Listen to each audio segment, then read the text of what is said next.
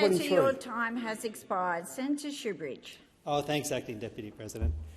Palestinians around the world mark the Nakba, or catastrophe, every year on 15 May, referring to the violent dispossession by Israeli forces of 750,000 Palestinians from their homeland in 1948. But the deep and lasting trauma of the Nakba is an ongoing reality for millions of Palestinians who continue to live under a brutal military occupation.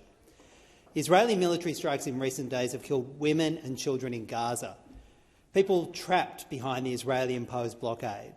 With the recent election of the most extremist government in Israel's history, led by Prime Minister Benjamin Netanyahu, the reality of the Nakba has never been more present or more terrifying for Palestinians than it is today.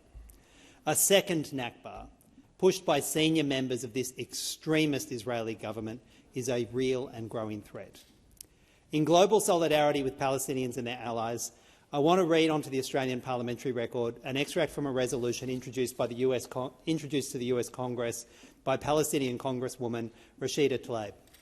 And in her words say this: condemn all manifestations of Israel's ongoing Nakba against the Palestinian people, including Israel's illegal theft of Palestinian land in the West Bank, including East Jerusalem, Israel's displacement of Palestinians by destroying their homes and forcing them from their land, and the daily brutality and violence inflicted by the Israeli military and Israeli settlers against Palestinian civilians.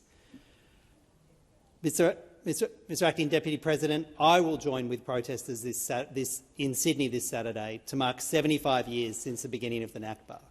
And I say this having visited the West Bank and seen the daily brutality myself. And I will stand in solidarity with Palestinians in calling for peace with justice. Thank you, Senator Shoebridge. Senator